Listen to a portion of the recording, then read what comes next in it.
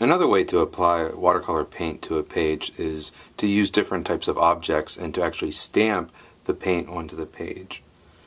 So I've got a variety of objects here that I'm going to use. I've got an old glue stick cap, and I like to paint the edges and stamp it down. I can also paint the side of it and kind of roll it, even though sometimes that texture doesn't show up very well. I also have a rubber stamp. It's the letter L. It might work, might not work so well because the paint's really runny, but we'll try it anyway. And I've got some plain old bubble wrap, and the bubble wrap creates a really interesting pattern whenever I stamp with it.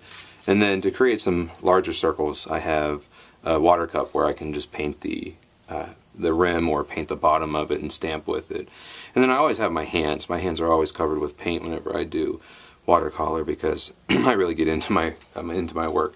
So let's go ahead and start stamping. I want to start with the bubble wrap because I'm actually going to stamp it down and let it dry a little bit before I remove it. So I just take some paint and I paint it on, just trying to cover the top of the bubbles. It doesn't matter if it gets down in between the bubbles because those areas aren't going to actually stamp.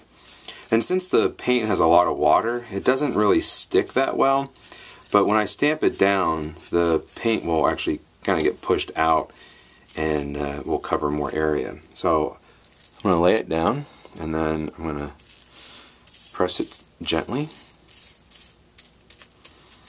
And I really want to make sure that I'm pressing it and not to pop the bubbles though. So I'm pressing it to really get the paint onto the page, but I'm not pressing so hard that I'm popping bubbles. Okay, so I'm going to leave that sit there. And the reason I'm going to leave it sit there is that the plastic actually wrinkles in the bubbles and it creates these darker lines. If I were to pull it off now, it would have this really interesting pattern, but I wouldn't see any of the little dark lines created from the wrinkles. So I'm going to let that dry while I'll go ahead and stamp with other objects. So let's go ahead and use our discarded glue stick cap.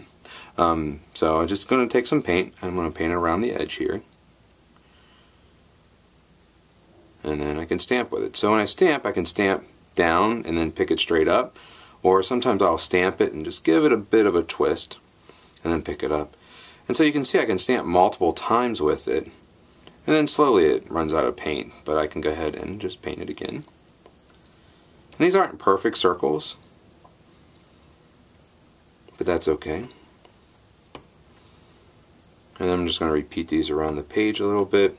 Oops, some paint drip. That's not a big deal. I can actually just stamp right into it. Maybe twist it.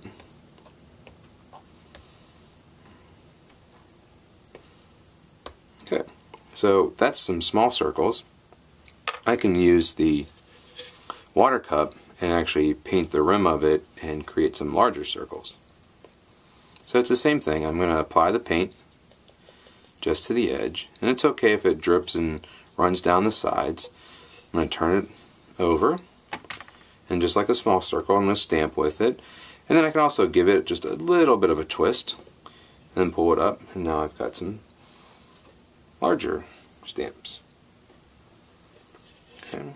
So the paint kind of runs out quicker on the big cup, but I can just put more paint on it and then stamp it down. Okay, so there's that. Let's go ahead and try the letter L. I'm just using all the same color. You can use different colors if you'd like. With this, I know I don't need a whole lot of water, so notice I didn't dip it back in and get more water on my brush, but I did get a little bit more paint since that paint's wet. I'm going to try to get this just on the letter itself and not really on the background. And that should help me stamp that letter a little bit more clearly. So I stamp it down, hold it for a second, then carefully lift it off. And so it was a pretty decent stamp. Let's go ahead and see what it looks like whenever I stamp it down again without painting it. Okay, so rubber stamps work pretty well. They're not perfect because the paint is watery, but you can stamp with letters or shapes or things like that. And then of course I always have my fingers or my hands, so I could paint my whole hand and stamp it down, or I can go ahead and paint just my fingers. I think I'm just going to paint my fingers since I got this one that's already stained from working already. Oops, it's starting to drip. Okay, so I can stamp my fingers. A little more paint. So just by stamping one finger again and again, I start to create this interesting pattern and texture here. And there are all kind of things that I can stamp. I'm just kind of looking around to see if there's anything else that it's around here that I can stamp. Pull this little piece of plastic. This is a piece of plastic mesh that I can also stamp. So just a little bit of water, a little more paint, and what I'm going to try to do is get the paint. Now I want to get the paint on the plastic, but it kind of goes down inside of the plastic. So when I put it down, I actually want to tap it or flick it, and that kind of moves the paint out of the plastic mesh. And then when I pick it up, I get some interesting things going on with that. Try it elsewhere.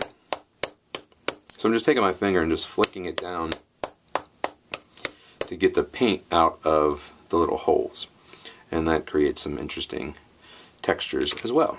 And then I can go ahead and lift up my plastic wrap.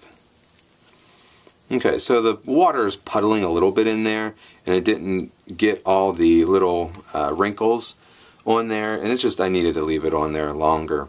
So if I leave it on there to dry even longer, then I can kind of pull it off and I'll have all these little wrinkles. But that's a pretty interesting texture in and of itself. And then since it still has some paint on it, let's go ahead and just stamp it down. Again, trying not to pop the bubbles.